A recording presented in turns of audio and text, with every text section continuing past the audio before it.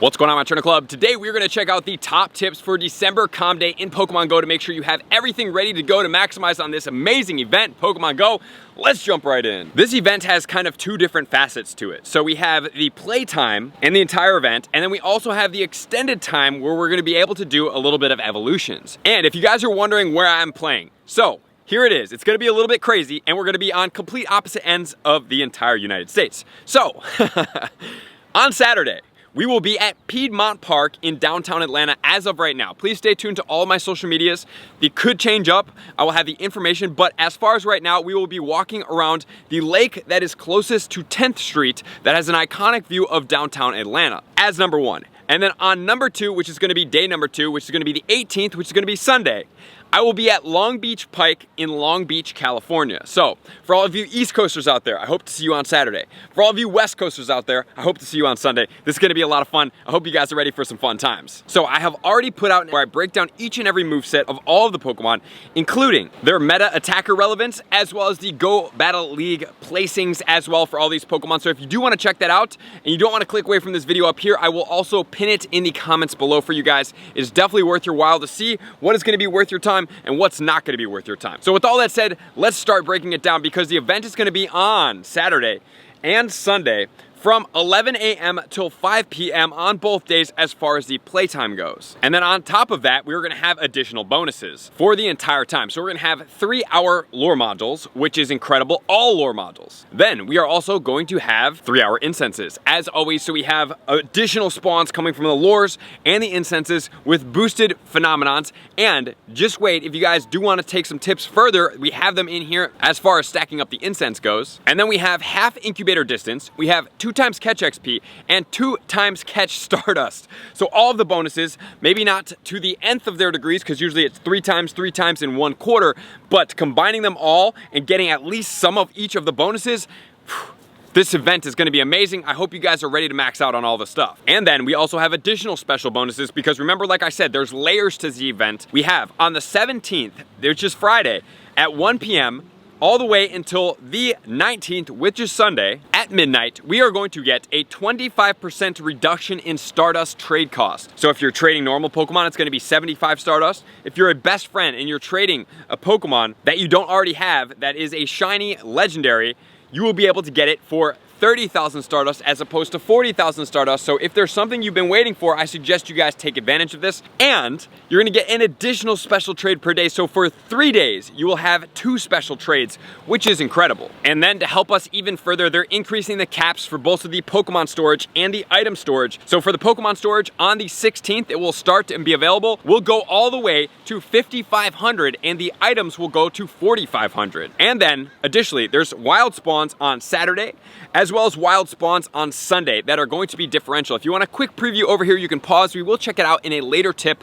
And then Sunday over here, if you want to pause, that we will talk about. We're gonna have eggs, 2 kilometers. We're gonna have raids. And then we're also gonna have the special research storyline that is gonna cost $1. I always think it's a great thing to do. And then there's gonna be timed research that's going on along the time frame as well, which I suggest that you guys are subbed, obviously, with the notifications on, because as soon as we get that information, we will be dropping it for you. And then there's gonna be field research tasks from Friday at 10 a.m. all the way until Monday at 10 a.m. that are gonna give rewarded Mega Energy for all the Mega related Pokemon, which are going to include Mega Charizard, Mega Altaria, Mega Gengar, Mega Gyarados, as well as Mega Beedrill. So they are all included in there. So if you guys do need additional Mega Energy, I suggest you guys do as many of these tasks as possible and stack up all the way because the max Mega Energy is at 2,000. And then we will have the entire gambit of all the shinies out. It wasn't until LeakDuck put all this information together on his site and it looks incredible. Like how many shiny Pokemon are evolved around this December Calm Day is absolutely mind-blowing. And then we will also have a purchase box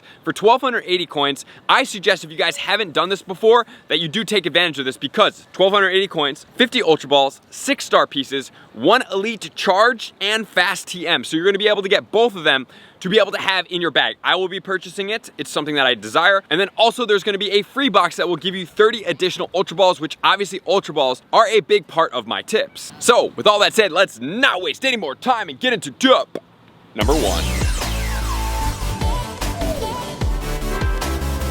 Tip number 1 is gonna be focused all around items. So as far as the items go, we need Pokeballs. They are very, very important. In preferential, it's gonna be mostly Ultra Balls, followed by Great Balls. In last place is going to be red Pokeballs. Reason being, Ultra Balls catch Pokemon faster. You can do the skip animation trick. If you guys do need to know how to do that, if you watch my live stream, you're like, how does he skip and run away from these Pokemon after he throws the ball?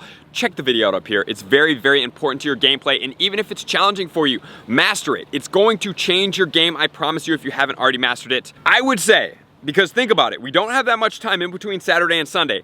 I am going over, if you have a maxed out item bag, 1,000 Ultra Balls is my goal, because I'm thinking if I throw 500 per day, which I know I'm going to throw a lot more than that, but I'm spinning stops and I'm getting more things, I will be replenishing the balls, because my goal is to catch at least 800 Pokemon per day, which I think is a pretty doable goal. And then you're going to want to save a lot of these Pokemon for XL traits, which you will check out in another tip. And it would be very helpful if you could add in like 200 or 300 Great Balls in there as well. So if you guys have a smaller bag, you're just going to have to really delete like basically all the items, potions, everything, and you're only going to have what's necessary in there, such as rare candies, such as Ultra Balls, and Pineapple Berries, which then leads us into Pineapple Berries. My goal is approximately, I have a lot of candy for these Pokemon, so it's not as big of a deal, but if I could have 500 going in, I know that's a lot of bag space, but it's going to be worth it to try to throw all these, because I don't think you can ever have too much Gibble candy or too much Gastly candy, especially with these megas in the future or current or where all of these Pokemon are.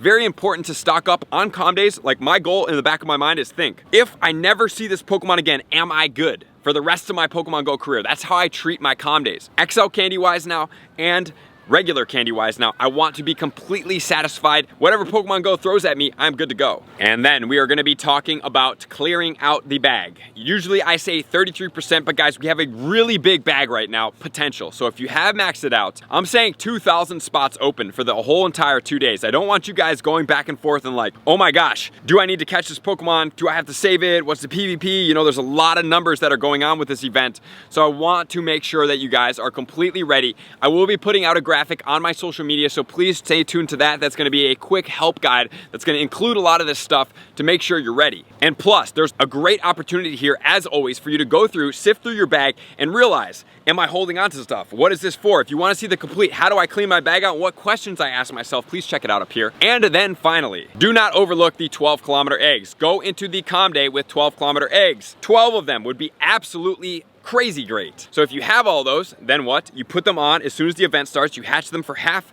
If you're using regular incubators, if you're using a super incubator, you go even further down and you're able to hatch all these eggs. I would prefer that you guys are using star pieces for most of the time and really try to stock up on your dust. But if you're conservatory with your star pieces, 3 times catch Stardust is a much better time, but 2 times catch Stardust is pretty good for 2 days straight. Like, lots of Stardust going on. So I want to make sure you guys are maxed out, you're prepped, everything's going good, you've went through all your bag, you got your items stacked up, you're ready to go, which is then gonna lead us into tip number 2.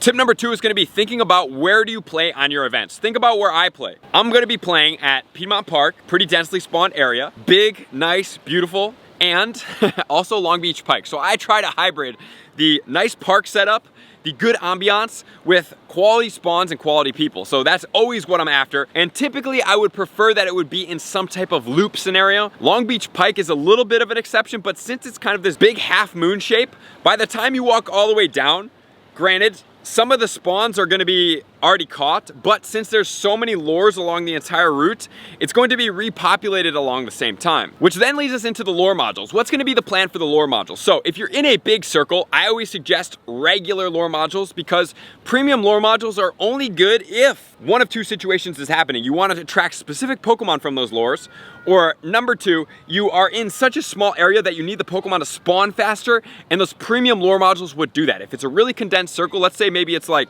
you know, 100 feet, maybe not even, by 100 feet, you're in a square and you just keep going around that, or you're sitting in like 6 stops and you're at work or you can't do anything, that's the great time for those premium lure modules. But if not, and it's big ones, just go for regular. But then let's talk about what's going to be the best premium lure module to use. In my opinion, I would go, if you look at Saturday spawns, which are going to include Machop, Roselia, Swablu. We also have Gibble, Snivy, as well as Fletchling. My preferential here is going to be a magnetic lure module, because magnetic lure modules do draw out more steel types, ground types, and rock type Pokemon, and that is going to catch Gible. So I would prefer to have this Pokemon in there like that. The only other lore module that would make sense in here would be a Mossy lore module if you do want to target Roselia as well as Snivy, but as far as the impact in Pokemon Go, those two don't really size up, although Snivy all the way into Superior does do pretty well in the Ultra League, which will require XL candies. Make sure to check out that video that's in the pinned comments below that I talked about with all the movesets. And then on Sunday, we have Eevee, Duskull, Shinx, as well as Tepig and Oshawott. So if I'm looking at these spawns, I'm going with Magnetic again because I want more Shinx. It's not really effective, but it's a Pokemon that never spawns in the wild, and I love the shiny Shinx, so that is what I'm going after as far as that goes. But if you do want Oshawott, which I don't know if you guys do want that Pokemon or not in that type of quantity, you could use a Rainy lore module, and then the Rainy lore module will help with Gumi. So just remember guys, there are certain lore modules that are going to help evolve certain Pokemon, which I will be putting out a video this week that will help you guys, but just remember, Rainy lore modules do help you evolve Gumis as well into Goodra. So having one of those lore modules, each of them in a downtown area, is great for anybody, especially for the evolutions to be able to evolve, because some of them do require that as well. So with all that said, that's gonna lead us into tip number 3. Tip number 3 is going to be all about the start of the event. So as soon as the event starts, guys, I would suggest not catching Pokemon 30 minutes beforehand. It's very important for me because all those spawns will then transform into Calm Day spawns, which then could be shiny Pokemon. So that is number 1. Number 2, after midnight on Friday, do not complete field research tasks in any of the vicinity unless it's something that you really want, because during that time frame, you will switch over spawns to be able to have all the Calm Day field research tasks, which are definitely going to be worth it. Do not complete those in the area that you're going to be grinding in any vicinity that you could potentially walk to. And then, if you guys always listen to me about stacking up friendship levels, Calm Day is a great time to stack up friendship levels. Not only that, if you want to additionally compound XP, you could not catch any Pokemon or spin any stops, and as soon as the event starts, you put on an egg, because eggs are going to be valuable as well. If you want to go the entire 2 days events with eggs as well as star pieces, guys, remember we're going for 6 hours. That's going to be 12 and 12 for each, 24 of each lucky egg, as well as star pieces. It is a lot, but it's going to be worth it with a grand total of 4 incenses. But think about this, as far as the incenses go, incenses are 3 hours, and the holiday event is going to be going on in between time. So what I'm going to do, each of the events, is I'm going to put on a grand total of 24 hours worth of incense, and then on the next day, for Sunday, I'm going to wait probably, unless I'm in a really not so good spawning location, and I'm gonna put my incense on really close towards the end of the event, because you can only do 24 hours. And you can't put an incense on if you have 22 hours left and get that extra 2 hours. It has to be the entire 3-hour period, a little bit more than, to be able to realize that. So going for that entire time, because I want to max out on the holiday event, which I think is very important. And since Calm Day has already happened, I've already got a lot of these spawns, I'm more apt to want my incense to be running for those spawns as opposed to going after completely Calm Day spawns. And just remember, the entire time we have the 2x catch Stardust, 2x catch XP, half incubator distance. It is a great time to max out completely. If you need that 176 million XP, grind it out. If you want more Stardust, you want a Stardust benchmark, you want to see what a Stardust benchmark is up here, you don't understand, please capitalize on this. Get as much Stardust as physically possible, which then leads us into field research tasks that I always tell you guys to stack up. So here's my thoughts. If you guys you're getting close to 100, you've been doing it for a while, I would suggest catch some. But Delibird is huge. There's a lot of huge Pokemon in field research tasks right now that could be better served with 3x catch Stardust. So maybe if you're only at like 20 or 30 field research tasks, you're kind of like me, and you haven't been super grinding all the field research tasks, I am going to save mine for 3x catch Stardust, because I know I've never really even gotten close to 100, because it's a real hard grind. And I just don't grind field research tasks as much as I grind other things. Even though I do see they're very important, but once you get a certain amount of Stardust, it's like, you don't really need to do that anymore, right? Like, it's really valuable, but you don't need it anymore. So that's where I get that differential for myself. But I casually do it, and as I see them, I stack them, I bring them into Calm Day, and I capitalize on them, which is always important. So if you wanna see the field research tasks, please check them out up here. Delibird, Foongus, and others are very important right now, which is then gonna lead us into tip number 4.